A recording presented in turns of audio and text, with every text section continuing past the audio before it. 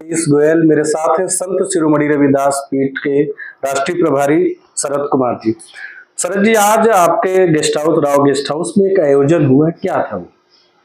आज जो है हमारे समाज के महापुरुष महात्मा ज्योतिबा फूले जी की जयंती का आयोजन किया गया था, जिसमें क्षेत्र के जिले के काफ़ी लोग जो है सम्मिलित हुए। महात्मा ज्योतिबा फूले जी के बारे में जो है चर्चा की गई, उनके बारे में बात की गई। जैसा कि हम लोग जानते हैं कि भारत में सबसे पहला महिलाओं का जो स्कूल था, वो महात्मा ज्योतिबा फूले जी ने खोला और उनकी धर्मपत्नी सावित्रीबाई फूले जी भारत की पहली महिला शिक्षिका थीं। तो उन्हीं के जन्म दिवस के उपलक्ष्य में जो है आज ये आयोजन किया जा रहा है, जिसमें काफ़ी लोगों ने बढ़ चढ़ के हिस्सा लिया। तो ये हम सुन रहे हैं कि 14 अप्रैल को आपके यहाँ बड़ा आयोजन होता है। बिल्कुल। तो उसमें क्या क्या करते हैं और क्या 14 करेंगे? अप्रैल को जैसा कि आप जानते हैं कौशाम्बी में क्या पूरे देश में ही लोगों में बहुत उत्साह रहता है। 14 अप्रैल के लिए बाबा साहब के अनुयायी बहुत लोग हैं। पूरा भारत देश ही उनके जन्म दिवस को बहुत अच्छे तरीके से मनाता है और ख़ासतौर पे हमारे कौशाम्बी में पूरे ज़िले में झांकियाँ निकलती हैं। लोग गाजे बाजे के साथ जो है झांकियाँ निकालते हैं, उनके जीवन पे प्रदर्शनियाँ जो हैं लगती हैं और क्षेत्र के सारे गाँव से लगभग 2-2, 3-3, 4-4 झांकियाँ आती हैं और बहुत हज़ारों की संख्या में लोग जो है एकत्रित होते हैं।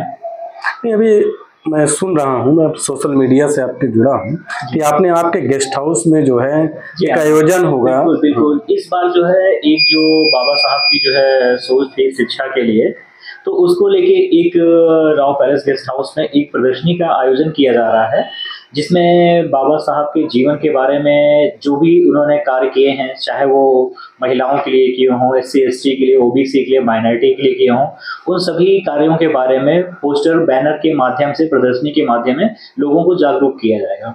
क्योंकि बहुत से ऐसे कार्य हैं जो लोगों की नज़र में अभी जो है नहीं है, जैसे कि महिलाओं को आरक्षण के लिए, महिलाओं को मातृत्व अवकाश के लिए बाबा साहब ने बहुत लड़ाई लड़ी और बाद में ये अधिकार उनको जो है दिया गया, जिसकी जानकारी बहुत कम लोगों को है। तो ऐसी जानकारियां जो है लोगों को प्रदर्शनी के माध्यम से उपलब्ध कराई जाएंगी। जो प्रदर्शनी आप लगाएंगे उसमें क्या क्या लोगों के लिए रहेगा, क्या सीखने को मौका मिलेगा लोगों को? लोग बाबा साहब के जीवन से बहुत कुछ सीख सकते हैं। बाबा साहब का जीवन तो एक बहुत ही बड़ा स्कूल है, कह लीजिए कि उनके जीवन के बारे में जितनी चीज़ें जानेंगे, उनके जीवन संघर्ष के बारे में जानेंगे, जो उन्होंने आंदोलन किए, चाहे वो मजदूरों के लिए हों, SC/ST के लिए हों। मजदूरों के लिए जैसा कि आप जानते हैं पहले 12 घंटे 14 घंटे काम करते थे। बाबा साहब ने ही मजदूरों के लिए 8 घंटे काम करने का सिस्टम जो है लाया। मजदूर यूनियन बनाने का अधिकार उन्होंने जो है दिलाया। ऐसे बहुत से कार्य हैं जो लोगों को पता ही नहीं है।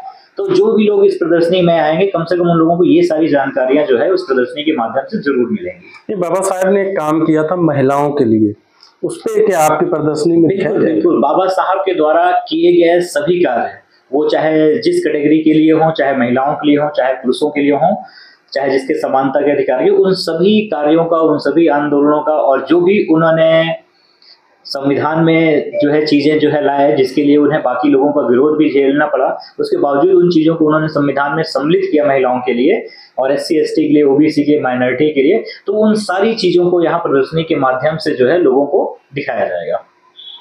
आप देख रहे थे कि मेरे साथ शरद राव जी थे। शरद राव एक सामाजिक चिंतक हैं। उन्होंने अपने समाज के लिए काफी बड़ा योगदान दिया है। संत शिरोमणि रविदास पीठ ट्रस्ट के प्रभारी हैं और उन्हें कंटिन्यू लोगों के लिए अच्छी अच्छी योजनाएं लाते हैं और उनकी मदद भी करते हैं।